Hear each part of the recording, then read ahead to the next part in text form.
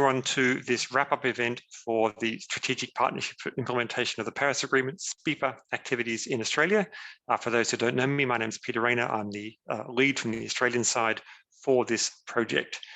Just to give you a bit of a heads up on what's going to be happening for the next couple of days, there'll be essentially a series of presentations on research activities that we've been undertaking as part of the activity on the next 2 days, spilling over slightly into the third day, and then a bit of a discussion about kind of line of sight about what can happen next. The days are all quite short, deliberately. You've probably seen an agenda. They're essentially 90 minutes per day with a short break. That's an attempt to be Zoom friendly. Time zones are not. Trying to catch up with both Australians and Europeans. There's not much we can do about the spherical nature of the planet, but we'll try and keep this reasonably snappy and attention grabbing insofar as we can. I also want to acknowledge before we start into the presentations proper that I'm speaking from the unceded land of the Wurundjeri people of the Kulin Nation, and I acknowledge their elders past, present and emerging. So what is SPIPA? It's, you've heard its name already. It's essentially a structure put in place, kind of kicked off by the European side to strengthen the case for climate action in support of the Paris Agreement. And one way of doing that is essentially an experience sharing activity between Europeans and a range of key kind of climate important countries around the world. And Australia is clearly one of those. It's a place that has a significant fossil fuel footprint, and it's a place where climate politics has been reasonably energetic for the last decade or so. And so in the context of the aftermath of the Paris Accord, it was pretty logical that we would try and spin up closer cooperation between Europe and Australia to do this. And the general format for these activities has been to discuss parallels and differences between between Europe and the bilateral countries, in this case Australia, in a range of particular contexts. So when SPIPA was set up for Australia pre-COVID, we had essentially two major research activities around building and appliance efficiency and the impact of energy affordability and in the energy transition, plus a broader activity in building a knowledge network. And we'll be talking about that a bit more in the next few minutes. Now, an important part of this initially was meant to be a significant amount of travel, because kind of nothing boosts cooperation like face-to-face contact. We all know about the last couple of years, and so that's meant that we've been kind of retooling this project pretty much on the fly as the possibility of travel has been put off and finally effectively denied. So we've really taken advantage of that a little bit by expanding the activity to take in some more smaller research activities around things like sustainable finance, health co-benefits, and some explicit studies in how to manage just transition for regions. And you'll be hearing some reports on those over the next couple of days. The three major activities that we'll be talking about are, as I said, the knowledge network itself, which I'll be talking about soon. And then later on today, we have a discussion of the building and appliance efficiency comparisons between Australia and Europe. And then tomorrow, we have a major launch of a report on energy affordability comparisons between Australia and Europe. In a second, I'm going to hand over to Scott Wyatt from the European delegation in Australia to talk about delegation and commission perspectives. But before I do that, I firstly want to acknowledge the support that we've got from the funding partners. This has been a pretty important network building activity for us in Australia, and it's also given us a chance to build partnerships with some new partners in Europe. Of course, there are always many researcher-to-researcher relationships between Australia and Europe. We've managed to strengthen and manage to create a few new really important links, and that's going to lead to some important new activities. And the knowledge network has enabled us to go on building and deepening the network that started out of the Climate and Energy College at the University of Melbourne in Australia and is now being continued by Melbourne Climate Futures, has given us a real kickstart in making sure that that network is strengthened, deepened, and is placed in a position where we might be able to sustain a strong knowledge network into the future. So with that vote of thanks, I'll hand over to Scott to talk a bit about commission and delegation perspectives.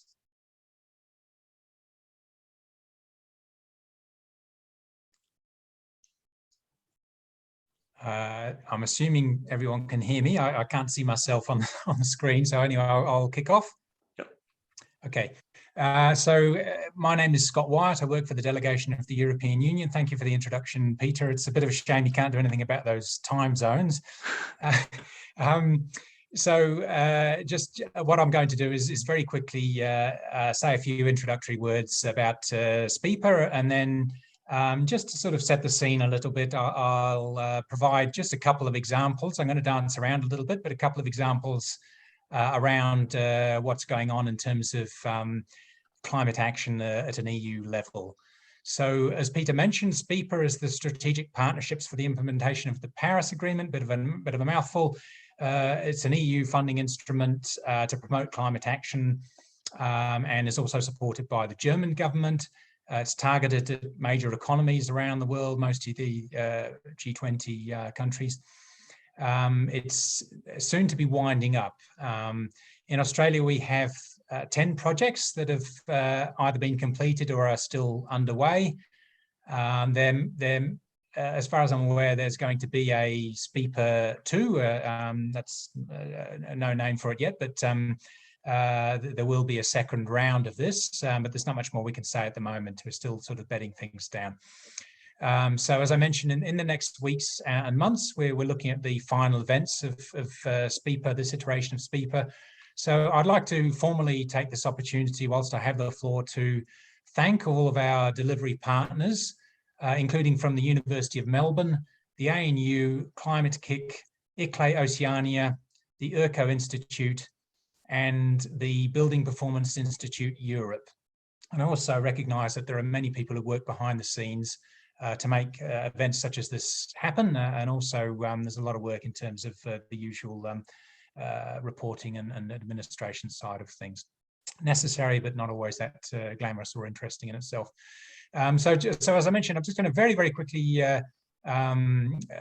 give you a bit of a sense of what's going on the EU side. So just to recap, I'm sure everyone's aware of this, but the EU has enshrined in legislation a target to achieve climate neutrality by 2050. That's enshrined in our climate law.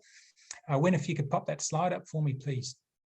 The EU also has a target of achieving an emissions reduction of at least 55% by 2030 from 1990 levels.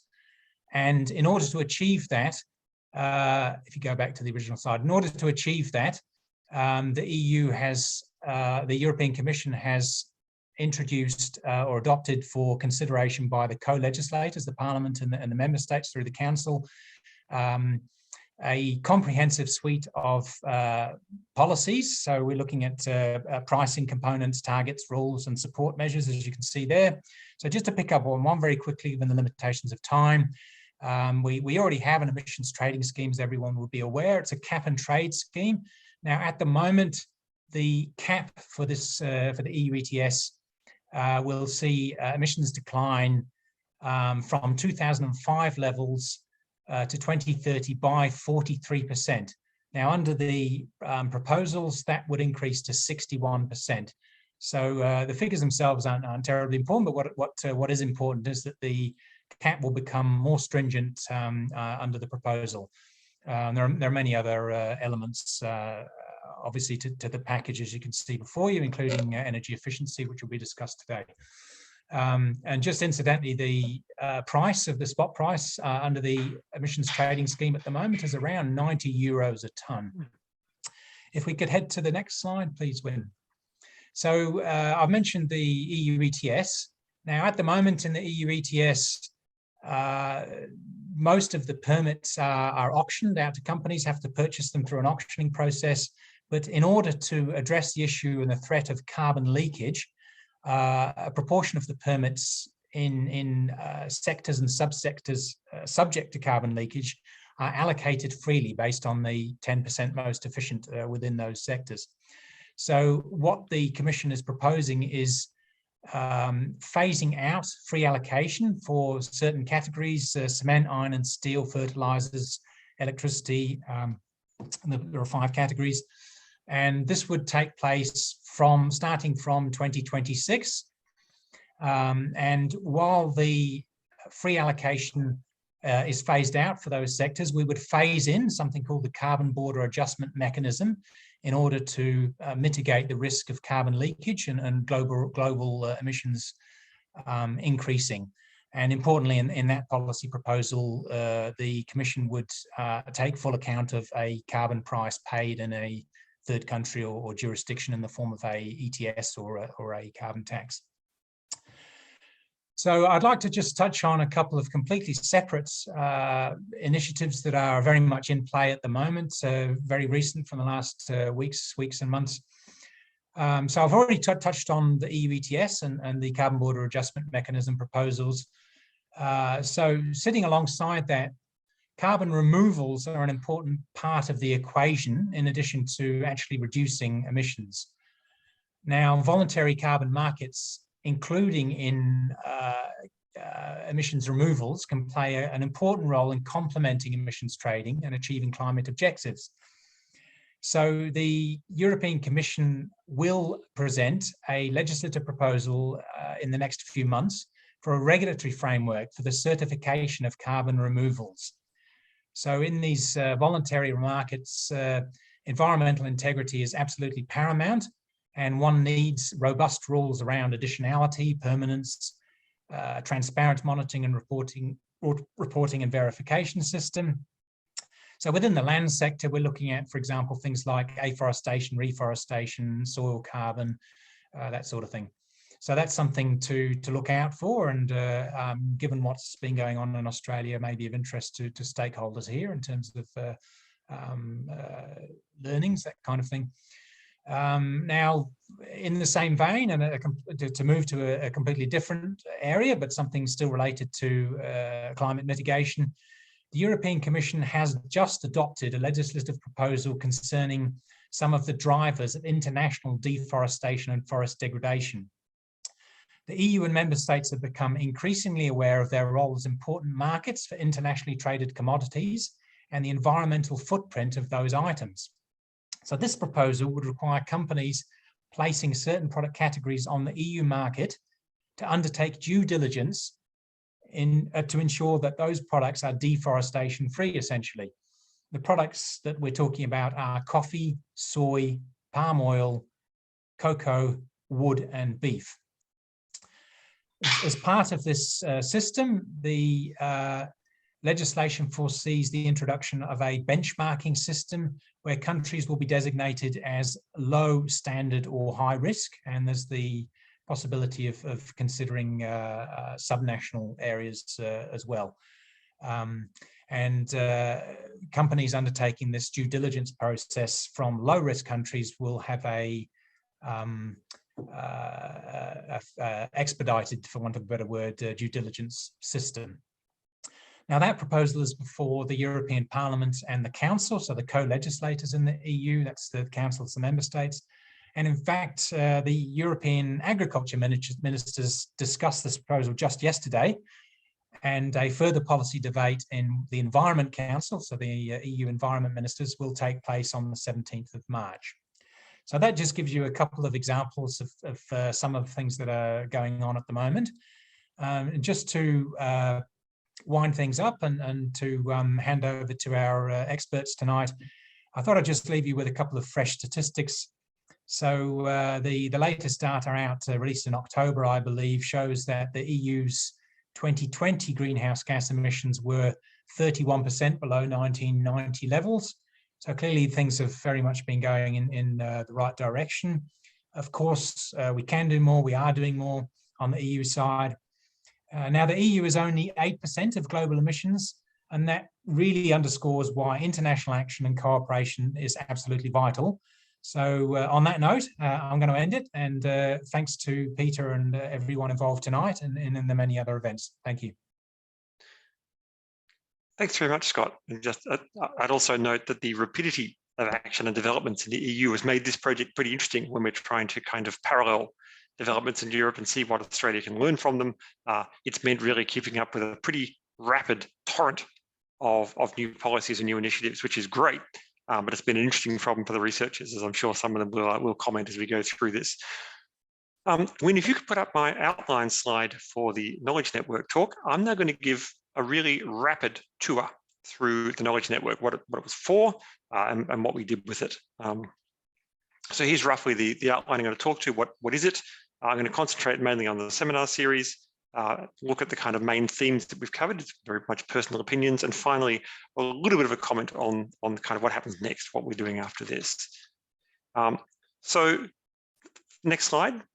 The purpose of this is essentially enshrined in the proposal that we made, and it's essentially to facilitate cooperation between a whole range of organisations kind of outside the commercial space, in this case, between Australia and Europe.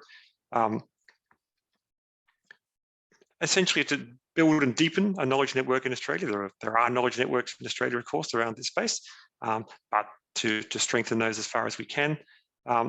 Essentially to make an ongoing structure if we can, and I'll talk a bit about that at the end.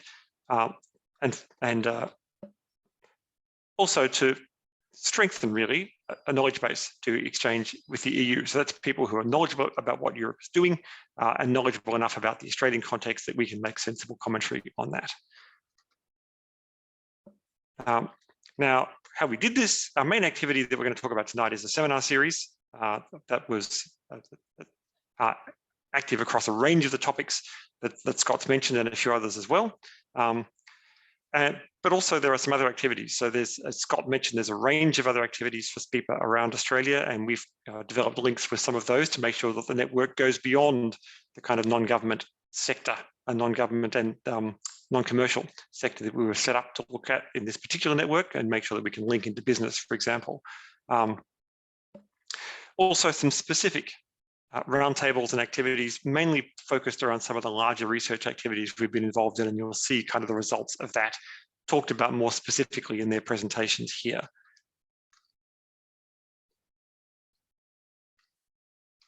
So next slide.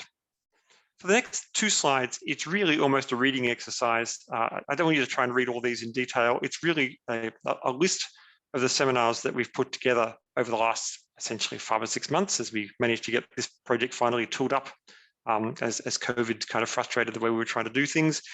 But the main thing I want you to take away from this is the range of activities we're looking at. We're looking at everything from how to facilitate and guide youth action around climate change and how to learn from it, through to quite technical areas about what the science was saying, in between touching on areas of governance, on areas of finance, on areas of technical activities in the land sector and the agricultural sector. So really covering a pretty broad range, a little bit less perhaps on climate adaptation, because Paris, after all, is all about how to manage mitigation to a fair degree. And so we've focused at that end, but there's not nothing about adaptation either.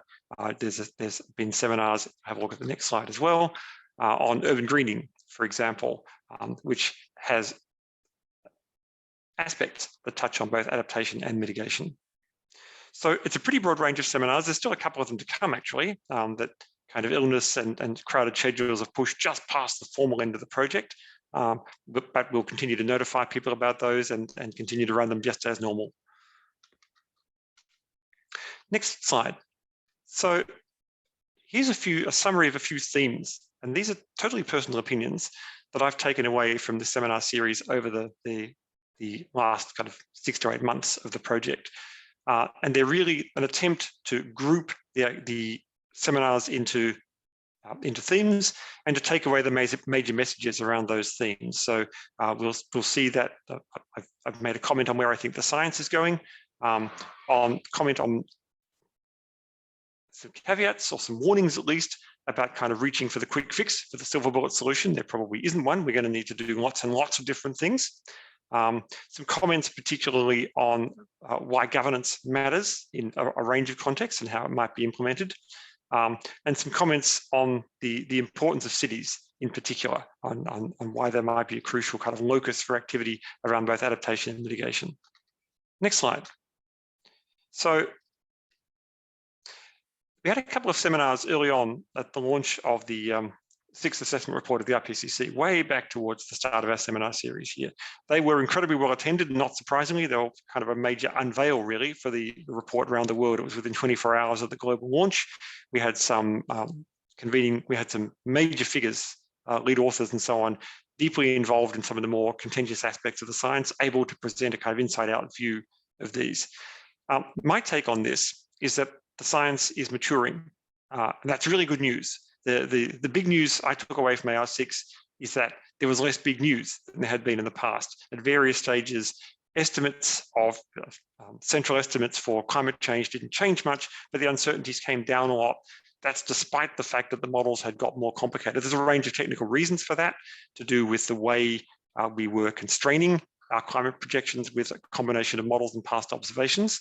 And in general, some of the nasty surprises that we got in the report were largely due to the fact that we were able to include processes that we'd not been able to include before. So in the past, we knew that there was a contribution of ice sheet melt to sea level rise. We didn't know what it was. And in the past, the decision was made to essentially note it, but set it to zero. We couldn't count its contribution, so we didn't. This time we did. So those numbers changed, but they changed in fairly predictable ways. And so I'd say that the fact that there's been less kind of dramatic fuss, controversy around the science around AR6 is a very good sign that the science is starting to settle down. The kind of major controversies now lie elsewhere, which is good. Next slide. We had a series of seminars around various techniques of solving the climate crisis, if you will. Ideas around the role of hydrogen, for example, ideas around the role of potential carbon removal mechanisms by agriculture or by forests. All of those, while acknowledging that these solutions could indeed play a role and will play a role, acknowledge that they can't act alone. And in fact, there are quite strong limitations on how strongly they can play a role. In particular, there are kind of limitations on how efficient processes can be, and there are other planetary boundaries that we need to consider. There was a whole seminar dedicated to the interaction of climate change mitigation and other planetary boundaries. So although we probably have a good suite of tools at our disposal to address the climate change problem, complete reliance on any one of them in particular is going to be problematic. And so the idea that we will need to approach this in a very multi-pronged way, which to its credit is the way that Europe is doing this and the way several other countries are as well, but that's going to remain very important. And it's going to remain important that we are cognizant of the potentially negative impacts of some of the climate mitigation measures that we might kind of blindly go for. People don't like talking about governance. Next slide. When people don't like talking much about governance, it's kind of boring. Here it really matters. The ability to actually implement solutions on the ground, to take policy and implement it, is really reliant on the fact that the processes that we want to put in place can be properly controlled. The fact that we can verify, as Scott said, what we're doing, and the fact that we can make sure that some of these adverse outcomes, like sequestration of land and so on, are well managed. That's a governance problem. It's also a governance problem when we think about who takes the risks, the financial risks, how's that financial risk for potentially, we had a seminar on the risk associated with sovereign debt, as opposed to just assets that we've talked about more commonly in the past. How do those risks get shared? How does insurance get handled at a global level? What's the equitable way through this? Those are all essentially governance questions. And we're going to have to answer them if we're going to go at this problem in a globally coordinated and cooperative way. Next slide. On a more positive note, there was a couple of talks about the role of information, and particularly the role of information sharing. I've already commented that there does seem to be a pretty broad suite of tools available for us. Part of the task is making sure that everyone has access to that. And thankfully, this is something that we really know a bit more about how to do now. But it's still work. It's still work in making sure that if you're sitting in city X in country Y, and you've got an idea about would it be valuable to change transport planning in such and such a way, is it feasible, learning who else has tried this, how they've tried it, and what effects they got really matters. Making the information available is not easy. Making it searchable, available, discoverable, all that is kind of hard technical work.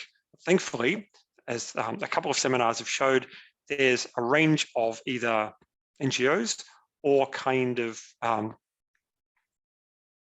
groups like the Covenants of Mayors, so essentially associations of like-minded cities, for example, that are pushing quite hard on making this happen. So that's a real positive, that the ability to learn what everyone else is doing is increasing a lot and is likely to really facilitate the rapidity of the take-up of change.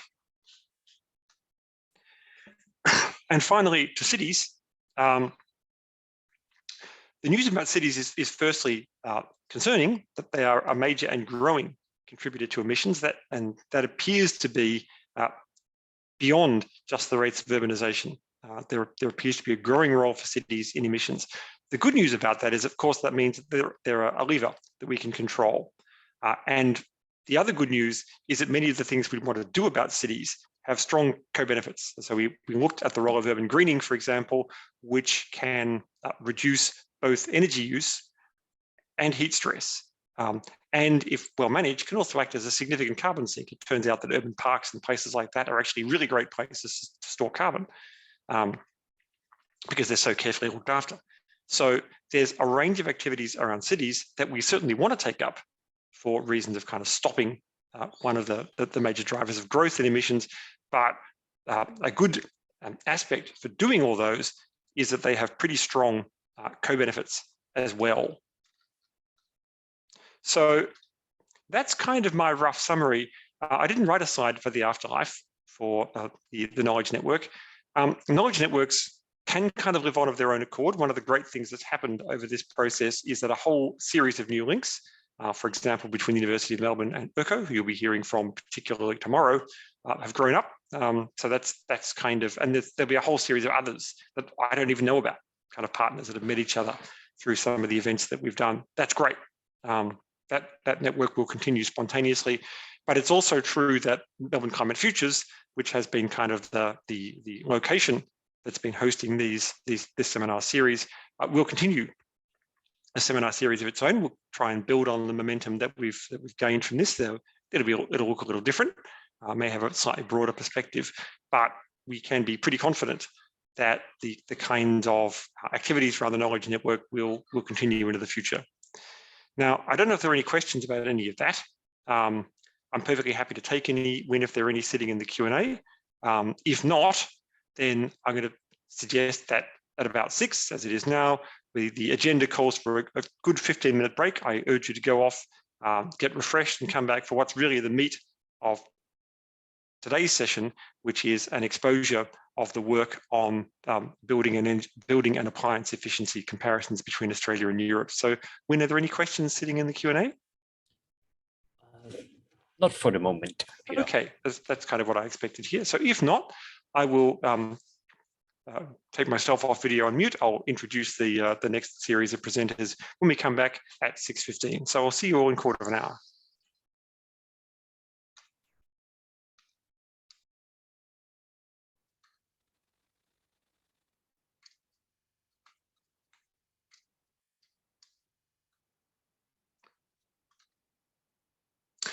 Welcome back, everyone. I'm going to be somewhat rigorous about time, so we get a chance to kind of use our full allotment for 45 minutes.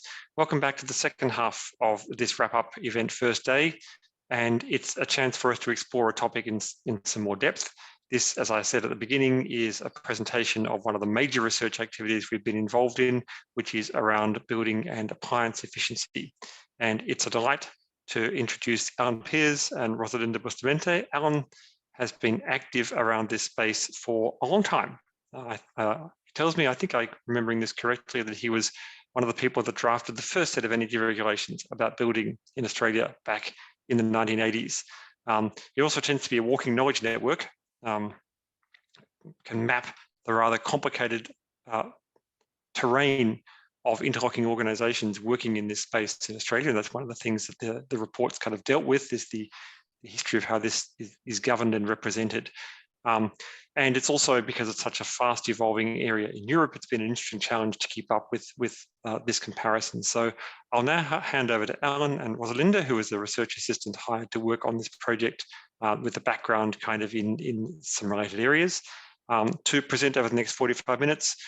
As usual, please feel free to drop questions in the Q&A. We'll try and leave time for a Q&A at the end, and I'll come back for a couple of minutes wrap up finally. And at this point, I'll take myself on mute and off video. Alan, it's all yours. Thanks very much, Peter. And I'm pleased to be here. Yes, so Rosalinda and I have been beavering away over the last few months with relatively limited resources and time to try to come to terms with the opportunities for collaboration across the EU and Australia in this building and appliance efficiency space. It is fast changing, and it is really difficult to track down a lot of the information. So we've done our best. That's pretty much all we can say. In terms of the format for this session, what we had in mind was I'm going to do a bit of context setting and a bit of framing, maybe look a little bit at the similarities and differences between the EU and Australia at a high level, then outline the framework that we came up with that guided our review and research. Then Rosalind will talk about the EU dimension within those categories, and then I'll come in and talk about the Australian dimension within those categories, and we'll finish off with a fairly dense slide of a list of thoughts on what are the opportunities for collaboration between the European Union and Australia. So that's the framework. Can we have next slide? Thank you. So just with the big picture, obviously the Intergovernmental Panel on Climate Change is now, I think, appropriately emphasising the linkage between global heating and cumulative emissions, not annual emissions. And given our rapidly declining carbon budget, I think this highlights the importance of applying life cycle thinking to the impacts of decisions that have long-lasting impacts, and buildings and appliances in many cases fit that category very significantly. Next, thanks. The International Energy Agency, I find, do lots of terrific work, and this is their net zero by 2050 scenario for energy, or for fossil fuels. And the green bit you can see is buildings, but then that looks kind of pretty small. But can you, next, thanks. But when you think about it, that green bit is only the on-site energy use of buildings. Buildings use a lot of the world's electricity. The materials for buildings use a lot of industrial energy, and travel between our buildings consumes a lot of transport energy. So from that point of view, we really do need to focus on all dimensions of buildings. Next slide. So in fact, looking at the issue of life cycle thinking, this is some work that I've done based on what we call value chains in the Australian Alliance for Energy Productivity. And I think it's important to start looking this way, because what we see is there are a lot of different participants involved in all of these things. And essentially, there are very big inefficiencies and distortions at every interface between the different participants. And a lot of those participants kind of don't necessarily realise the implications of decisions they're making.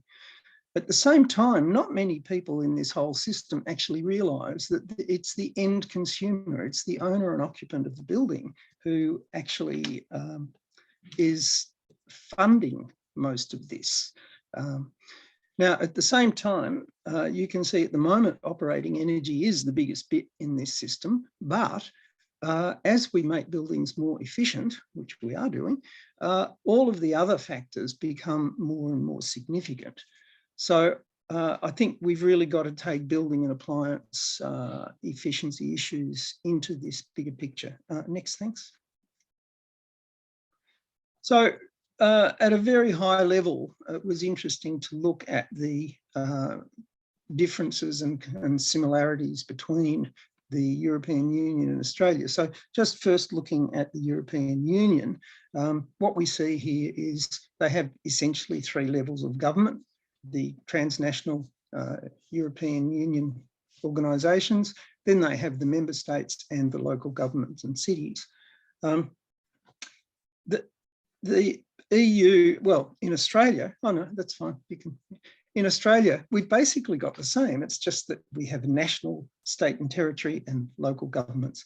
But once we start looking at the detail of how they operate, though, the highest level in the European Union has strong leadership across climate and building energy issues, and is setting targets and directives and really working pretty hard. In Australia, the reality is that the state and territory targets are much stronger than our national targets. And also, in a similar way to the member states in the EU, our states do manage a lot of legislation and delivery of things in relation to energy, because historically they have actually run their energy systems pretty much state by state.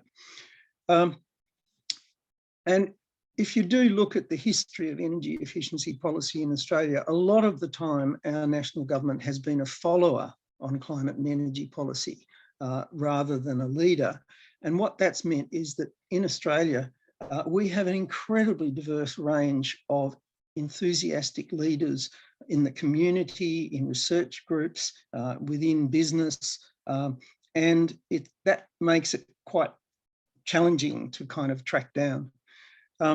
There has been some improvement in some areas in recent years, with particularly work on the buildings trajectory area, but it's really a big issue. If we look at the energy system, what we see is that in the EU, there's a lot of variation in renewable energy resources, but they do have quite highly interconnected energy systems.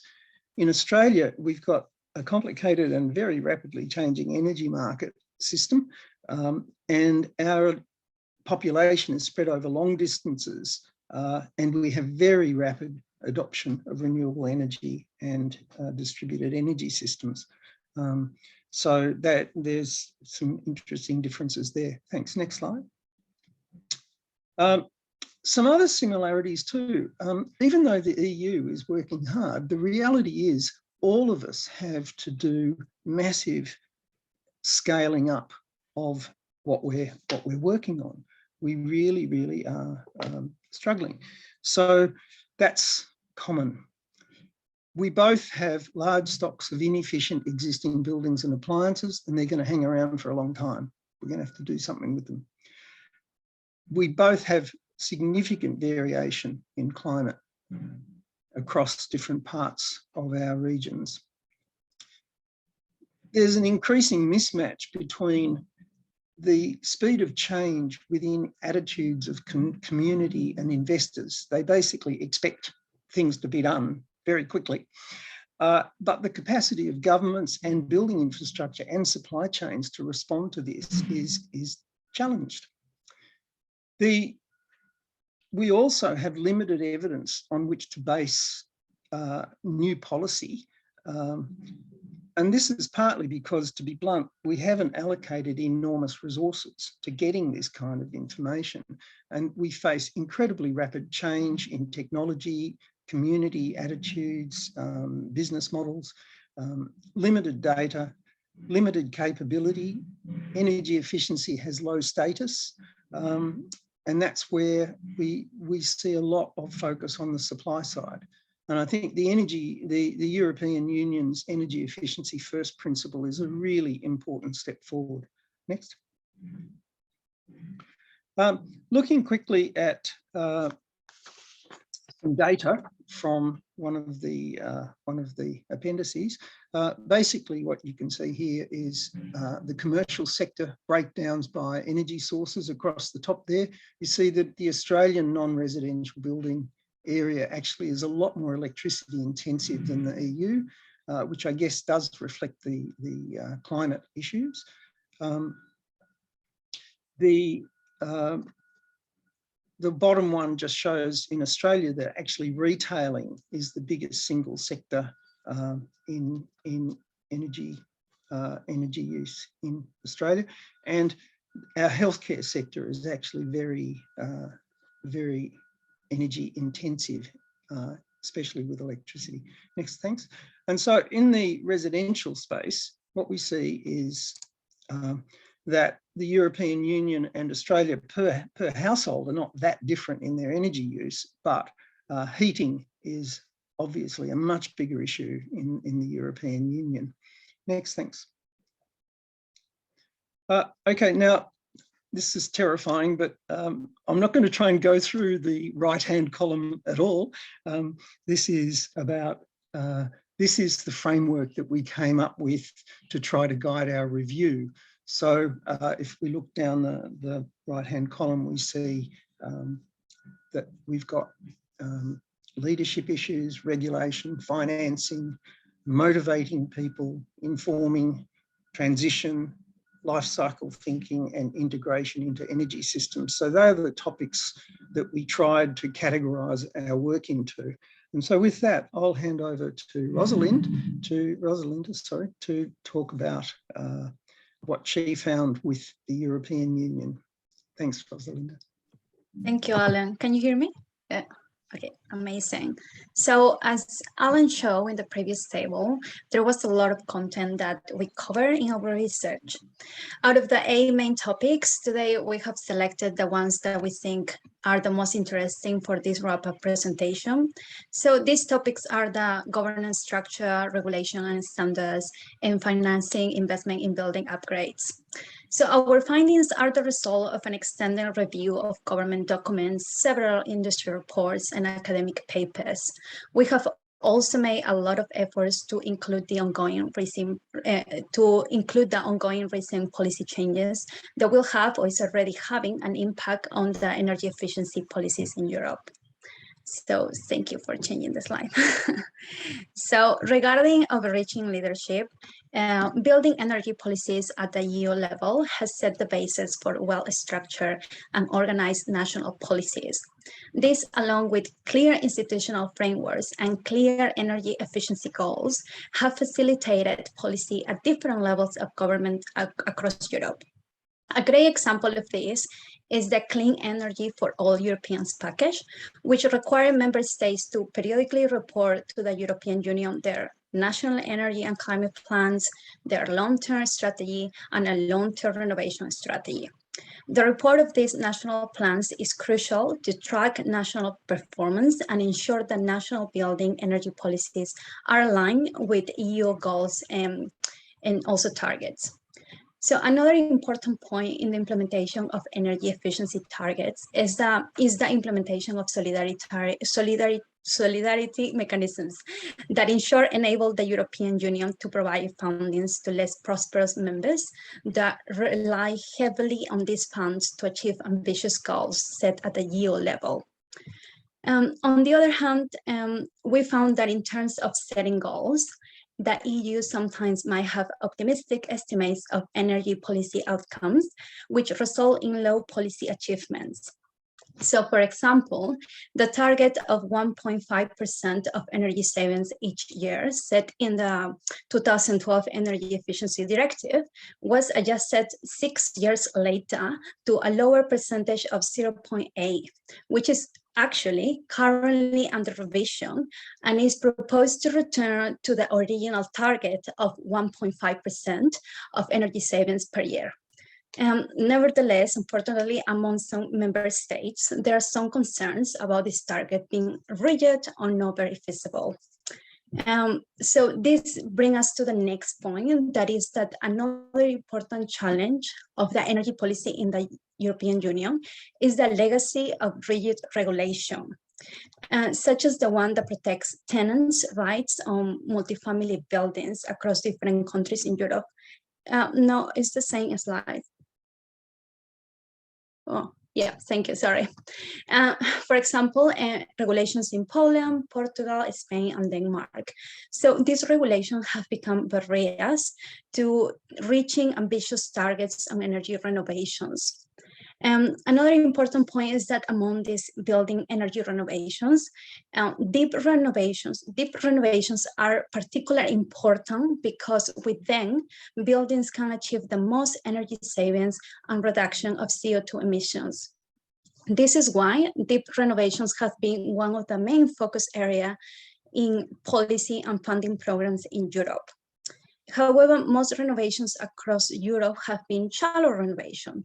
And this is because various factors, but mainly because deep renovations require long payback periods that involve high risk for financial institutions. Nevertheless, recent policy changes at the EU level, such as the introduction of the Fit for 55 package and the renovation wave strategy, are targeting deep renovations and making them more accessible. Next, please. You can go next now. The next slide. Thank you. So regarding regulation and standards, the EU regulatory framework is an important driver for policy implementation among member states, and it also reflects the urgent need for action that climate change demands.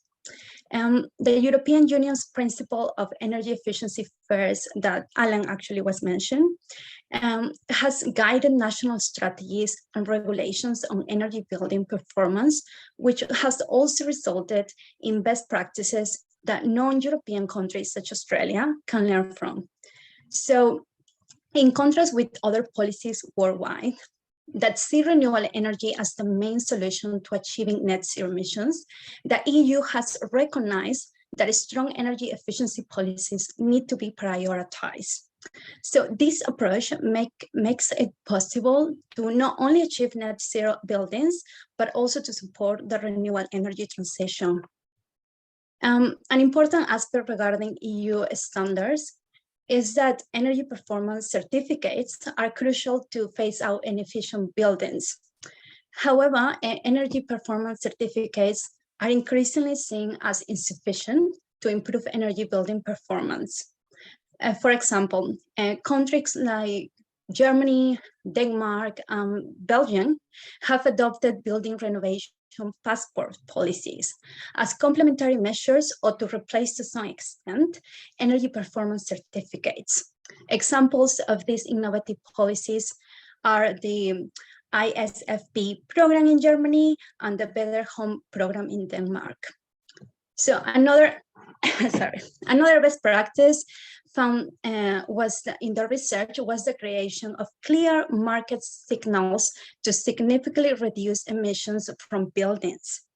So for example, the Swedish carbon tax that was implemented in 1991. So the main important characteristic of this carbon tax is that it covers the building sector. This policy has achieved a dramatic decrease in heating emissions by 80% since the program started. So some of the success factors of this policy are the simple design of the program and low administrative costs.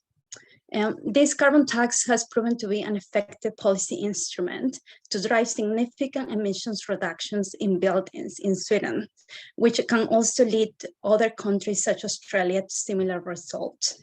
Next, please. Thank you. So finally, in relation to financing of investments in buildings upgrades, the EU has invested a great amount of resources in improving the energy performance of buildings. For example, between 2012 and 2016, more than 200 billion euros were invested in energy renovations in the residential sector. Moving forward, the current renovation wave strategy aims to renovate 35 million inefficient buildings by 2030. With the help of various funds, such as the Horizon Europe Modernization Fund, Recovery and Resilience Facility, and the European Regional Development Fund. Okay, it's also important to mention that it's also important to mention what could be a best practice to follow in the future, which is the expansion of the current European emissions trading system to emissions from building and road transport sectors, starting from 2026. So the European Union also have created, along with this measure, the Social Climate Fund to support vulnerable households who might see themselves affected by these and other measures needed to reduce emissions in the building sector. Furthermore, financing mechanisms are commonly implemented across Europe to incentivize energy building performance, as the below graph shows. So you can see that of the money provided for building upgrades of every member state, most of it is for subsidies, loans, and tax rebates that directly support building renovations.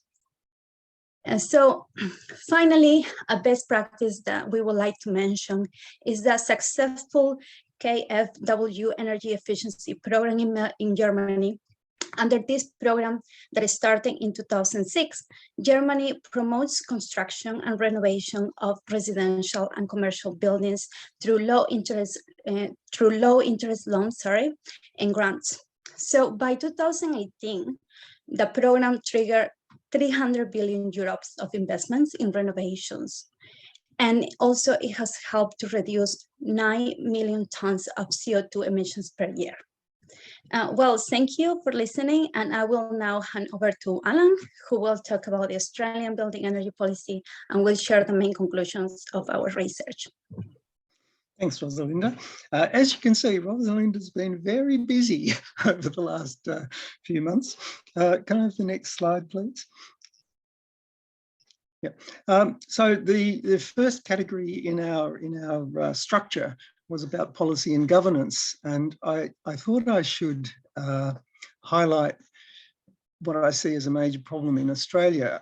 This is a 2010 mapping of policy and governance in energy efficiency in Australia, and I'm not aware of one that's been done since, so this is a little bit out of date. But it highlights, oh no, sorry, back, stay with that please. Yeah, but it highlights a really important problem, which is that there are many players and many of the key decision makers actually are not knowledgeable or necessarily very interested in energy efficiency. And this makes it very difficult to drive high quality policy and governance in energy efficiency in Australia. Next slide now, thanks. Before I talk about some of the other areas that we've flagged, I thought it was also useful to just focus a little bit on one of Australia's more successful programs. And the reason for that is that I think a lot of what is important about research is that we need to unravel the mistakes, the successes, the luck, the quality of not just the design of the policy, but how the implementation has been done so that we can maximise the learning. And in that sense, Neighbours is an interesting example of Australia where, first of all, it was introduced by a state government, the New South Wales government. It was initially voluntary. The rating system was developed in consultation with leading edge progressive building owners and managers. It has a simple star rating that most people can understand, and the rating tool is freely available for own use. And we were surprised, but a lot of businesses were using it to prioritise their building portfolios or make the case within the company for funding to do things like that. Also, it allowed use of, or allows use of, certified green power as part of the way of gaining a higher score. And this actually is a virtuous cycle, which also can happen if people are buying carbon offsets or paying a carbon price, because effectively it makes all the energy efficiency measures more cost effective. And one thing we found is that a lot of senior managers in the building space were on 5-year contracts, and if they could look good by gaining 2 stars or something like that before the end of their contract, that was worth a lot. So they're the sorts of things that you find. Next. Oh no, there should be some more. Go back one. There should be more. Yeah. So again, we separated out existing and new buildings, and the key thing is Neighbours is based on actual performance. And for new buildings, obviously, you can't do that, but you can put in place a commitment agreement that follows through the ownership of the building, so that when the building is occupied, there is an obligation to demonstrate that it really is performing the way it was meant to. And this applies pressure for accountability right across the whole construction, design and construction stage. It's got other benefits there, but we'll move on to the next slide now.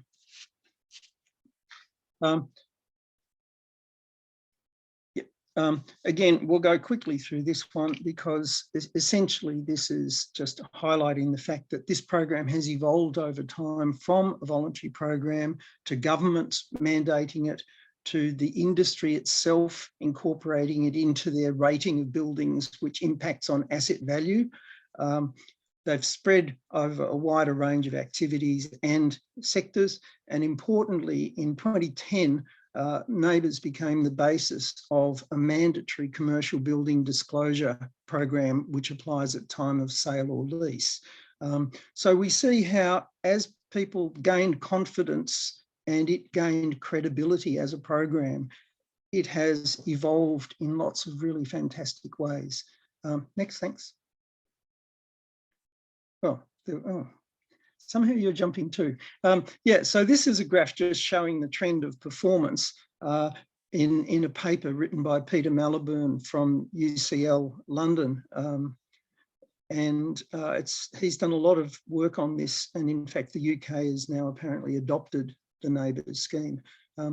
The trend in recent years also may not look that spectacular, but you have to keep in mind that that's after it's been made mandatory. So there's a bit of mixing going on. Thanks. Next slide. Okay, so this is my second last slide. And this one really is about looking at the framework that we presented early on that guided our review.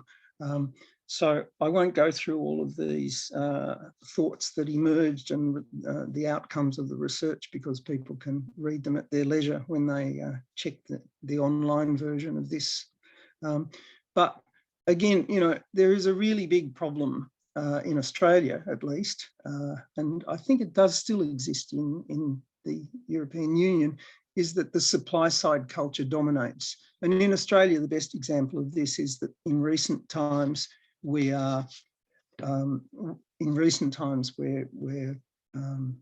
seeing enormous debate about the closure of a large power station, coal power station, being brought forward, and takeovers of big energy companies, and not a mention of energy efficiency as a factor. And yet it is a key driver of the risk that many investors on the supply side face. So again, we have a pretty, what I would call, deregulatory culture in Australia. Regulation in Australia has kind of got a bad name as blunt and inefficient, and it can be, and it has been. But well-designed regulation is a key element of a comprehensive package of policy, and somehow we need to kind of break up those kinds of issues. Also, policymakers and decision makers have traditionally looked from a very narrow perspective at the benefits of energy efficiency. And I think this is where there's some great work in the EU from M benefits and from the combi model, trying to quantify and engage people with multiple benefits. In recent years, we have seen some of this in the residential building space, where social justice groups like the Australian Council of Social Services and the Energy Consumers Australia and researchers such as the Race for 2030 Cooperative Research Centre have tried to raise the profile of multiple benefits and have in many ways shifted the debate quite a lot. Australia, in Victoria at least, has smart electricity meters everywhere, and new buildings have to have them. But it's still a bottleneck that we have to confront. And that's where I think, I'll talk about that a bit more, because we really have to think about metering and monitoring.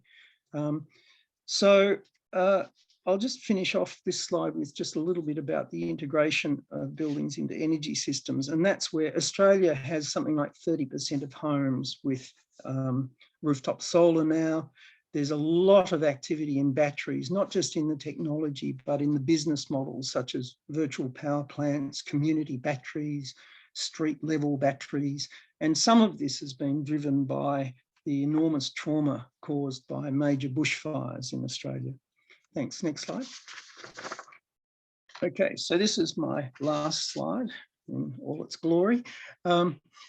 Essentially, we've gone through this whole process of trying to review what's around and what people are doing and the progress. And the outcome really of our work has been to try and come up with some suggestions for areas for potential future collaboration. So this is table 3 from our report, for what that's worth. So first of all, there's the issue of overarching governance. And as I said, I think Australia really needs a lot of help from the European Union to sort this out. We have major problems. Also, while the European Union has put a lot of emphasis on deep renovation, as Rosalinda suggested, they haven't necessarily managed to crack the magic solutions.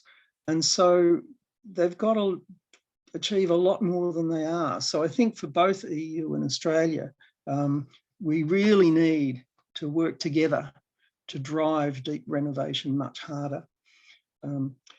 Also, you know, there are an enormous number of policies that seemingly aren't related to energy, such as welfare and taxation and business innovation and all sorts of things. And if we can get clauses and components of energy efficiency built into those programs, then that really amplifies our impacts and it makes us more mainstream. As I mentioned earlier, we really have to think about the life cycle dimensions of buildings and appliances. We just have to do that. And I think the expanding digitalisation and connection and trying to explain to people their roles through things like circular economies and value chains will be really important. And we also have to get much better data on the life cycle aspects so we can be credible and accountable. Again, I've mentioned before the importance of factoring multiple benefits into assessment of energy efficiency. We will not get into the mainstream financially or in people's brain traces without really building a focus on the multiple benefits. Then as far as zero carbon technologies, again, we have a lot of good zero carbon technologies, but they're often not as good as we need, and the business models and supply chains are not mature.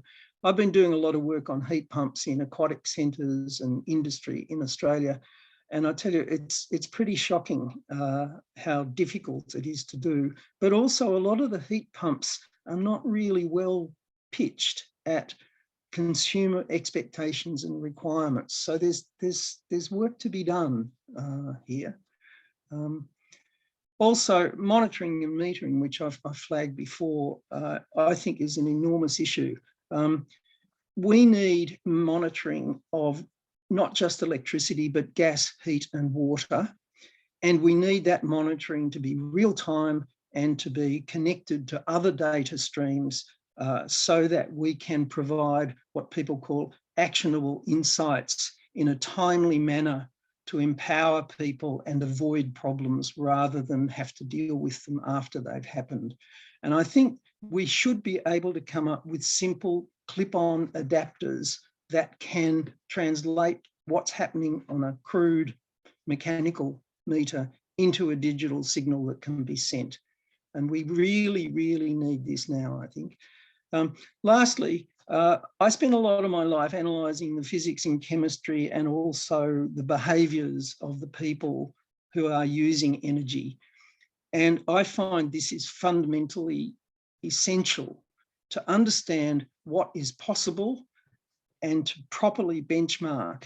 And without this kind of information, we don't do the full thing. We tend to do incremental change.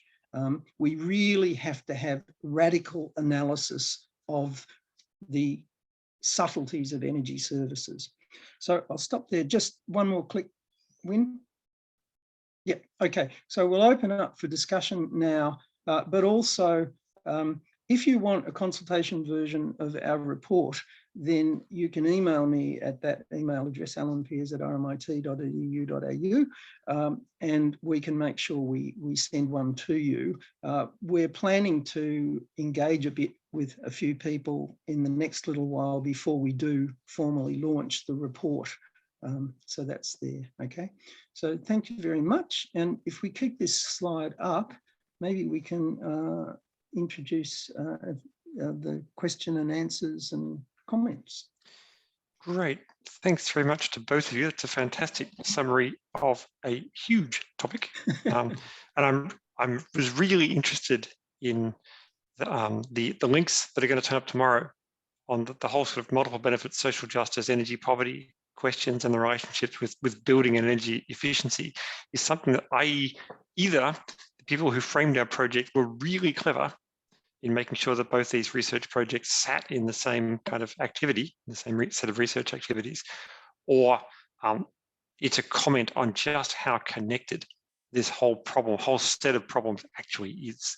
And, you know, I don't know which it was, but it's a really striking, the fact that tonight and tomorrow night will kind of almost dovetail about how we think about who gets to use energy, how much they have to pay for it, and what we can do to make that more equitable and lower emissions. So great. It may be that both of those points are right. You never know. Yeah, indeed. Yeah.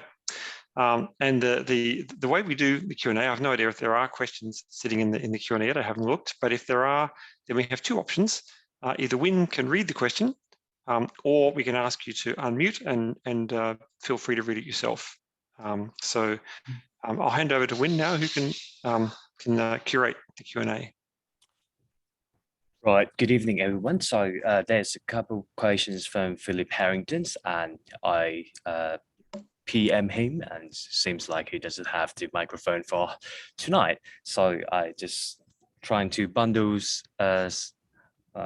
him, because, you know, he sent a couple of questions to the panelists. He asked regarding building retrofits in EU and Australia. There's been a lot of focus in lifting standards for new buildings, but very little focus. But, you know, there has been a very little focus on existing buildings. You know, would rooftop solar serve the residential sector, and how about the other sectors? I think he directed questions to Alan. Oh, okay. Well, Rosalinda can probably comment more on the EU than I can, but I think the issue is, I agree completely with Phil that Australia has been very slow to move on existing buildings. There is some progress in public housing and a few other things like that. And some governments have had some performance standards. And for example, the Victorian government has what's called greener government buildings, where the Department of Finance actually provides the funding for upgrades of buildings, of public buildings.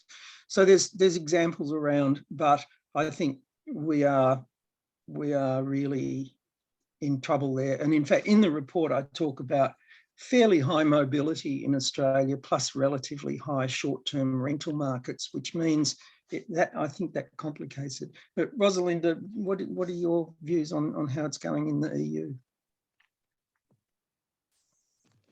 So I was, as we mentioned, like in the EU has this, you know, focus on deep renovations. However, you know, there is a lot of room for improvement. So we believe that, you know, there are a lot of room for collaboration between Australia and the EU. And because most of the renovations actually they are like child renovations, and the EU has like clear plans and clear path to increase these renovations, that they can reduce a huge amount of energy emissions and energy and saving energy and also reduce CO2 emissions in buildings. So yeah, what else we can add to this? Yeah, like. Can I ask a follow-up? Actually, just for, at least for my benefit, just the comment on the difference between shallow and deep renovations. Is this kind of double glazing windows versus doing serious work on building fabric and internal insulation, that kind of thing? So so the thing is, sorry, you lost my voice. Okay, yeah. Sorry. So the thing is about shallow renovations and deep renovations. So we need to think about that Europe and different member states in Europe, they have the different definitions. So really, and they work with different standards as well. So we can say that basically, in a nutshell, is that shallow renovations, they are the ones that they are very, you know, how can I say it? Like very like superficial renovations, Yep. You know, and the deep renovations, they are the ones that require, you know, a structural change. So they cost a lot of money. Yep. So, and they also need, you know, financing mechanisms in place to do that. And it's not something that the building owners can do by themselves or homeowners doing by themselves, but they need, you know, someone specialized to do it. So is that more difficult one to do, the deep renovations? Great. So, Thank you. In the essence of time, I cut off Philip's question. Here, sorry about that, Philip, but I'm going to read out David's questions regarding one of these slides. It says to phase out buildings. How many buildings in the EU and EU member states are considered inefficient buildings? How much will it cost to phase out old? And does this count towards the 9 trillion annually to reach, you know, the net zero emissions by 2050? Oh, wow, we don't have the number, unfortunately, how much, we don't have the magic number of how much it would require to, you know, to phase up inefficient buildings. Yeah. But again, we come to the same thing, like about definitions. So this is also a big problem in Europe, that, for example, net zero buildings, they have different standards for that in different countries in Europe. So there is no something that is for everyone. So it's not like that. So I'm not sure if Alan wants to add anything about that. Like, yeah, well, I think you're right. So we might go on to another question. I think you've answered it pretty well. Right, another question is from Usa.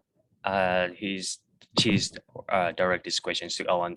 I often say that Australia is behind the EU, but where we are in front is the BRT Neighbours. It gives a clear message about importance of performance rather than design intent. You mentioned interest in the UK adopting Neighbours. What is the appetite for Neighbours in the broader EU context? Well, my understanding is that Germany is looking at Neighbours, but I can't confirm that. Again, it's, yeah, there's not very good data about lots of things to do with energy efficiency, and, you know, that's one of them.